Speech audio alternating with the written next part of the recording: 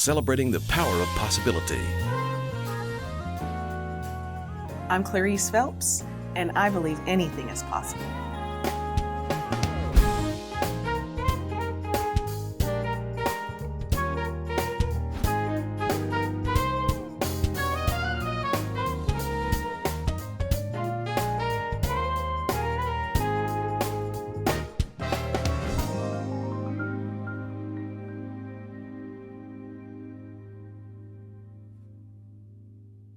Welcome to Anything is Possible. These are great stories about great people whose lives prove that anything is possible.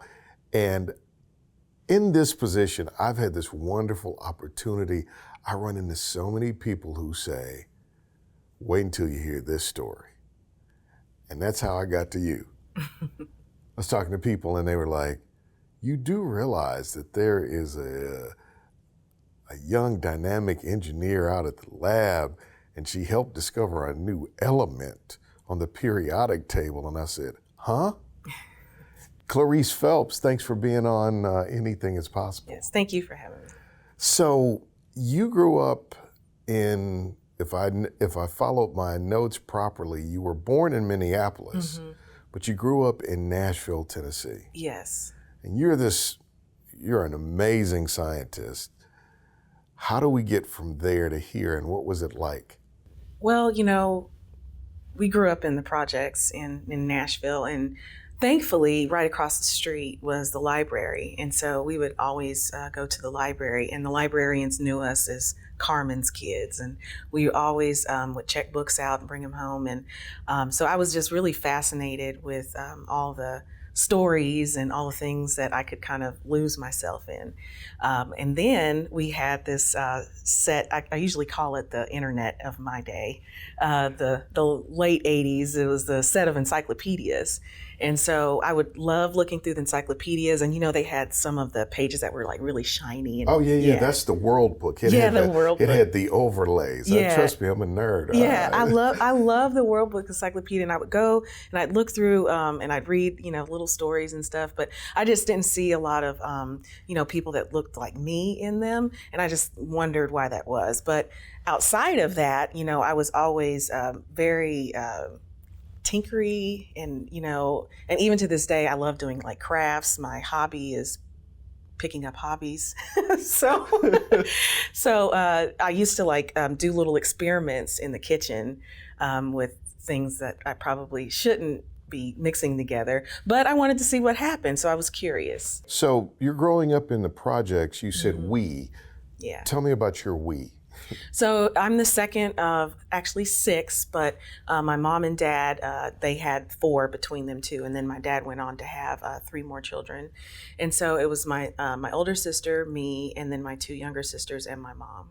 Where did you find this incredible love of learning? Because if you live in the projects and there's a library across the street, there are probably many other things across the street that are not a library. You track to the library, which means you had some kind of love of learning, or it was a safe space, or both. Yeah, it was a love of learning. I love to read books. Who started you on that? I don't know. Like my mom, she always had books. Like she's always had lots of books. And even though we weren't into the kind of books that she read, she would always get us books. And I loved like the smell of books, just, you know, trying to see how far I could read in a day. And I liked the stories, you know, because I loved the Black Stallion series and Dr. Dolittle. And so I would just like eat those books up, and because it was fun, you know. Was your childhood great, difficult, somewhere in between? I would say it was pretty good. I mean, I don't think I realized, you know, as an adult now, I don't think I realized how hard my mom had it. Yeah. And how she shielded us from all of that. And so, I mean, we never went without a meal. We always had clothes, you know, and we were always, you know, sheltered. So we had a good childhood. I'm a nerd. I tell people this all the time. That's all right. I suspect that You are. Oh yeah, I'm a nerd. Okay. Yeah. You are a nerd. I love it all. My definition of a nerd is simply someone who never found the off switch to their curiosity. Mm-hmm. I took things apart to see how they worked. I wanted to know how they worked. I wanted to know how everything worked. I was fascinated. Yeah. I was curious, but that only works if you are in a space where that fascination is affirmed and that curiosity is fueled. Yeah. Do you ever think about the fact that your mother left space for both? She probably did. Maybe because she had 3 other kids, the space was kind of there because she might have been dealing with other children. But, my mom, she had to work like third shift a lot. So we would kind of be left to our own device. And this is the 80s, y'all. So this, Right. we could be by ourselves overnight. But so we would like do a lot of things while she wasn't there. But when she was there, she did those things with us. And so there was this book, the Make and Do book. It was like a bunch of like little experiments and stuff and crafts that you could do. And so we did all of those things in there because it was creative. It was, we didn't have all the newest toys and stuff like that. So, I mean, you can take what you have and try to do something with it. I like even the title of that book, Make and Do. Yeah. And then you make do, right? Yeah, you make do what you have. Right, I like this. Yeah. Possibility powered by Covenant Health, Home Federal, and the Knoxville News Sentinel. Now you can listen while you're on the go with Anything is Possible, the podcast.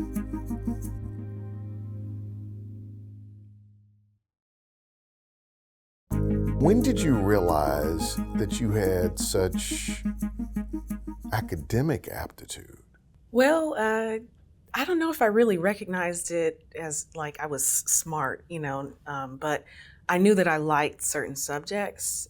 So I liked science, and I had really good teachers that kind of nurtured that. And I just so happened to do well in science. Now, Why did you like science? because it allowed me to ask questions. Like science is nothing but like you have to ask questions and you want to know why. And there's never an end to the questions. And so, you know how little kids like, but why? But why? But why? But that's kind of like how our brains work. We want to know why and how things happen and try to solve those problems. And so, like you said, you took apart your, things. Yeah. I would take apart, and even now, like with my kids' toys, I'll take it apart, even though I know it might not work when I put it back together, but I want to know what's inside of it. So I still like to know why and how things work. So your curiosity Mm-hmm. is satisfied in science because there's a lot to be curious about. And then you're surrounded by teachers that go, oh, I like this. Mm-hmm. So you go through high school and you're tracking on the science track. What kind of grades were you making? I made good grades in science. I still, I did not do well in like math and Really? Yes. Oh, and you know what? That's why they make calculators. Okay, so and a lot of the math that I use now is very simplified. But I didn't do well in math and like physics. I actually, Really? yeah, calculus. Oh God, yeah. You do realize you have a master's degree and you're working on a PhD Yes. in like nuclear engineering stuff. Yes, and I had to have help. I have to have help, especially when it comes to the math part. I have to, if I do the problem, I have to have somebody, check it and make sure that I'm doing it right. Because I know math is a big part of it, so I don't want to make any mistakes. So you're going through and you're making great grades in science. You finish high school and you decide to do what? What did you think you were going to do with this? Was this just a general curiosity, or was the arrow aimed at a target? No, the arrow wasn't aimed at a target. I really didn't have a concrete plan. You ask some high school students, oh, I'm going to go to college and I'm majoring in this and I'm going to go on and be a doctor, lawyer, whatever. I didn't really have an idea what I wanted to do. I still knew I liked science, and so I decided to major in chemistry. But after college, I was like, I don't know, go work in a lab. I really didn't have like a clear idea of what it is that I wanted to do. So that kind of led me to not doing anything. So I didn't do like internships, nothing. I didn't do any You're of just that. sitting. I was just going to class and I was getting my grades. And I mean, I worked under my graduate advisor my senior year to work on my like senior thesis, but that was about it. And so when I graduated, I had no experience, like no like real world experience. So I usually tell people don't do that. My notes say you end up on an aircraft carrier. You're a veteran. Yes. You were in the Navy. Yes. From not knowing to, please fill in this gap. Okay, so this gap. So I literally wrote down on a piece of paper, side A and side B, all these places that I was going to apply to, and I went and I crossed them all off. Nobody, well, there was one place that was hiring, but I was like, okay, yeah, I can't work for that amount of money. And the other option was go to the military. Like literally option B was go to the military. And so I had exhausted all of my options on, side A. And I was like, well, I'll go to the military. And I had tested into the Naval Nuclear Power Program. And so that's what I decided to do. Knew nothing about nuclear at the time. So you're on an aircraft carrier. Were you on the Ronald Reagan? Yes, I was on the USS Ronald Reagan, CVN 76. So you're on an aircraft carrier, you're a woman of color. This had to be, you're on another planet. Yeah. The department, like reactor department, was pretty big because you have 2 nuclear reactors, so you need a lot of people. However, like each division, I was in a division called Reactor Laboratories Division. So I was, I more or less handled like the radioactive controls on board the ship, as well as the steam plant and reactor plant chemistry controls for the reactors. And so in our division, I was the only Black person at the time when I got to the ship, and the only Black woman. So it was like I was kind of. So how was that? It was. That was the beginning of the feeling isolated in my career. Like, wow. I came from an HBCU, and then I'm, now I'm in an environment where, there's nobody around that I can relate to. So it was lonely. How'd you get through that? I had a good circle of friends, and we still have a group chat to this day. If I, text them, they're going to text back. So I had a good circle of friends that I established, and I tried my best to maintain some sort of normalcy, like maintain a civilian mindset in the military. That doesn't work because right. When you get out, you realize how I guess assimilated you are. But I tried to just stay grounded and be like, okay, in X amount of months, I'll be doing this, and then X amount of months I'll be doing this, or we'll be done with deployment. And so it just focusing on what was coming next kind of helped. You served your country. You're now at Oak Ridge National Lab. This is a big gap. Did you know what was coming after the Navy? No, I did not know what was coming after the Navy, but I did learn while I was in the Navy that I really liked nuclear. I really liked what I did on the ship. I really liked my job. But the military, some people make a career out of it. That was not for me. So I wanted to be home. I wanted to have some sort of be able to see my family and things like that, because I had already gone on 2 deployments, and I was like, I don't think this is for me. And so, I found out I liked nuclear, and so I didn't know what kind of opportunities were out there for me. So I said, well, I'm going to get like a science adjacent job. So I actually worked at a scientific instrument company, and it was just like one day I took off of work And I like updated my resume, and I just put my resume out there. I applied. I was like, oh, Oak Ridge National Lab. I applied to a bunch of other different labs, a bunch of other different companies. And I actually got a call back from the lab that same day, by the end of the day. And yeah, the rest is history. I've been there 15 years now.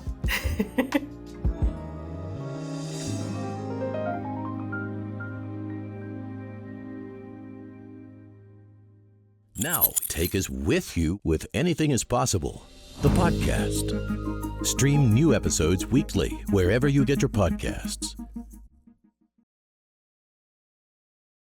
You ended up helping discover an element. You didn't plan. No. I'm a scientist, so of course I wanted to help put an element on the periodic table. But what happened? You get to the lab and what happened? Yeah, so, I get to the lab, and the very first year I was on like a rotating shift schedule, and I switched positions to a more research and development like support role. So I was a technician. And the very first project that I got to work on was this, purifying the berkelium that was used for tennessine. And at the time, and how it is still now is like you have a project, you work on your project till the money runs out or the project is finished, and then you move on to the next project. And so you just keep going. And so at the time, I'm a technician, I'm kind of just doing my job, and our job is to purify this berkelium. And that's what we did. And after we finished it, I moved on to the next project because that's kind of, that's just the nature of our job. And so thinking about it, I was like, oh, that's pretty cool. But now I have another project I have to focus on. And it wasn't until later that you realize the significance of what you did. Because a lot of times in science and research and development, a lot of times the things that you do in the moment, like now, you don't really. Yeah, you're on to the next thing. Yeah, you're on to the next thing. And sometimes it takes years before the fruits of your labor are able to be, harvested. So the new element is tennessine? Tennessine. Yeah. What is it and how did that happen? So it's a super heavy element, and right now there are 118 elements on the periodic table, and element 117 falls in the group 7 elements. And so you've got like chlorine and fluorine and astatine, all of those enes. So it follows that nomenclature, and it's named after the state of Tennessee because there were lots of different entities that were involved with its discovery. So Oak Ridge National Lab, Vanderbilt University, and the University of Tennessee here. So you're in the kitchen in Nashville putting stuff together, making discoveries, and now you're at the lab making discoveries. Yeah. And does that thrill you? Yes, I really enjoy being able to get in the lab and do things. And I know this is weird, but I actually like when I make a mistake, because even though I beat myself up, really bad, if I mess up or I don't know something that I think I should have known, I really beat myself up about it. But it's because I want to learn more. I should have known that. So now I'm going to dedicate some time to making sure that, I know what I need to know. I love what you just said. You said, I like when I make a mistake because it means I'm going to learn more. Yeah. Right? What's the ultimate for you?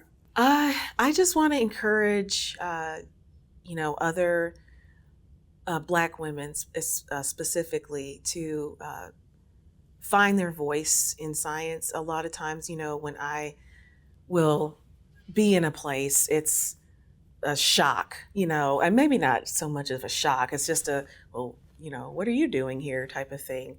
And I want that to not be the norm anymore. I want women of color to take up space in places that they are normally not found. And making sure that young women, little kids, all the way down to like toddlers, they get immersed in the possibilities of, what science can do for them, their life. It changed my life. And just, making sure that they stay curious and finding somebody or something that encourages that curiosity. Tell me about your family. Yes. So I am married to my husband, John. We've been married for 14 years this year, and we have 3 children. I have an 8-year-old and 2 5-year-old boys. So it's very busy. And but thankfully we have his mother-in-law lives here, and we have family that are around here. My family's kind of all spread out, like in Texas and Georgia and Minnesota, obviously. So. What do you think has contributed to your durability? Because you said you have felt isolated, and I'm sure that this is I don't know if this is your story, but this is my story. My external curiosity is matched by my internal curiosity, pulling myself apart to see how I work or why I don't work. And so when you are a curious person, you can be very introspective as well. And if you're isolated in a career field and that kind of thing, what has helped you kind of get through that, if that is true? Well, for me, the isolation, I mean, it was tough. But I always, what I focused on is that, I guess I'm going to show them, like I'm going to show them that I belong here. And so, because, like I said before, it was like, what are you doing here? Well, I want you to realize that not only am I here, but I belong here. And so I kind of, my endurance or my perseverance is really kind of grounded in not only proving to myself that I know what I know, but making sure that people know that I know what I'm talking about. So here's what I would leave with you is this. There ought to be a children's book about your life and your story. That's a good idea. I think there would be, I see the wonderful story of this wonderful woman going from the projects to the library and then discovering a new element, and just that whole story of you might discover something new, right? Yeah. A whole new possibility. Yeah, I like that. Yeah, anything is possible. Thank you for being here. Thank you for having me.